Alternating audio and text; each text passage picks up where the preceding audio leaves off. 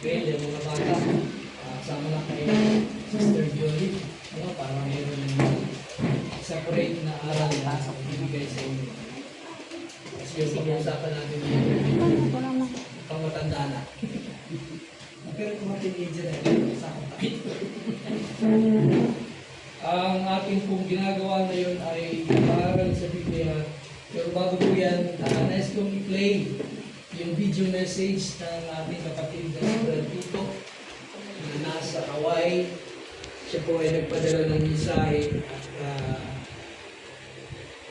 pangumusta sa bawat isa. Panoorin po natin ang kanila. Yung kasawa po, short video clip na papakita sa mga kanila.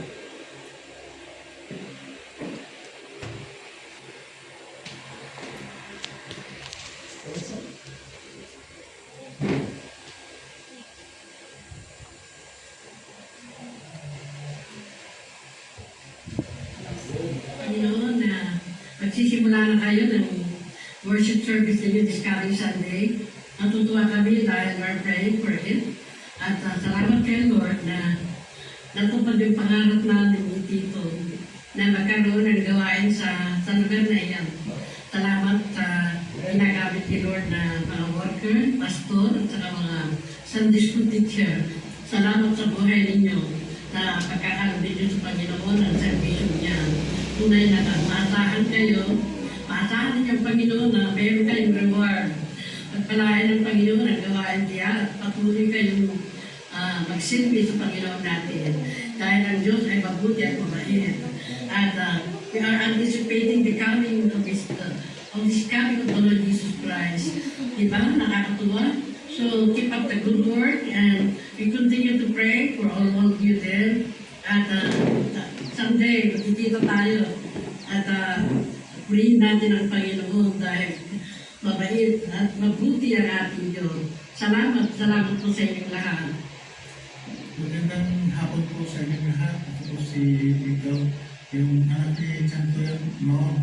Unang-unang po nagkakasalamat ako sa kabila ng maraming pagsubok bago na tayo ito simbahan ito ay napagtagumpayan po natin na talagang ituloy ni Lord. Dahil sa kanya, ito tayo ngayon nagsisimbahan. So, kami po ay lubos na nagagalak lalo na sa dyan, mga pastor at mga kasamahan natin sa pananampalataya sa Panginoon. Maraming salamat po sa lahat at tayo po yung mga kasing worship sa Panginoon ng buong puso na wala tayong hinihintay na kapag kundi ang buhay na walang hanggan. Sabi nga po sa Luke 1:27, there is no impossible with God. Hindi lang po natin ang Panginoon. Short video. Okay, maraming salamat. Sila po yung mag-asawa na may-ari nito. Sila yung nagpatayo nito. Sila ay nakakilala sa ating Panginoon Jesus. Hindi ko alam kung anong taon. Pero ang pinatutuwa ko, sila yung nagpagawa nito. Ang pinakalayonin ay makarating at may pangaral dito ang salita ng Diyos, ang mabuting balita ng ating Panginoon Kristo. Hindi ko nagawa, taga rito rin ako, hindi ko nagawa ito, pero nagawa nila.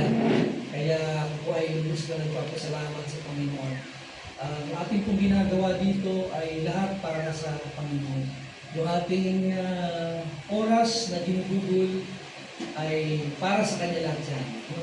Ang Diyos na may gawa ng langit at lupa, gaya ng sinasabi ko palagi, siya ay buhay na Diyos.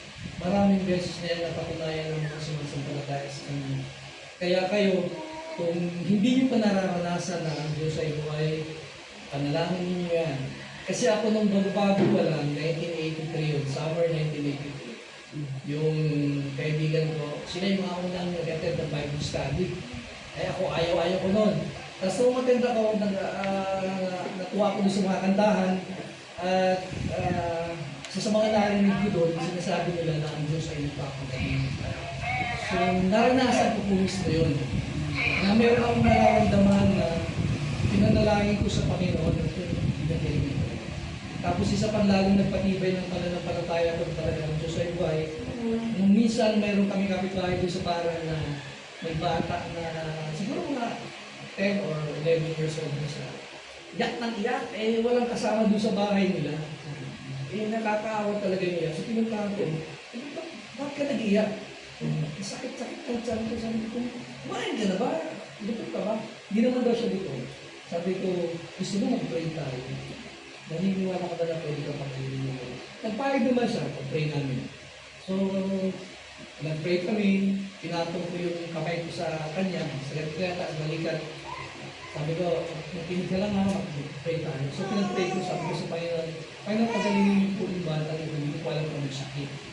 Pero naniniwala ako na kayo ay Diyos na magagamot at kaya yung pagalingin kung gusto niyo. Kahit sa oras na ito, gagaling itong bata nito. Alam niyo naman, nag-pray ako. Nakaramdam ako ng parang malamig dito sa mula dito, tapos ganyan sa kamay ko. Tapos hindi pa ako tapos mag-pray, yung bata dito na sa mag-iyak. Pagkatapos mag-pray ko, sabi ko, ano, sakit pa daw siya. Hindi mo. Gira ko na ako. Totoo, nagpapagaling ang Panginoon na nakikinig siya sa panalangin ng isang tao talagang buo ang buhay sa Panginoon. Kaya yun, magmula noon, lalong tumibay yung pananampalataya ko.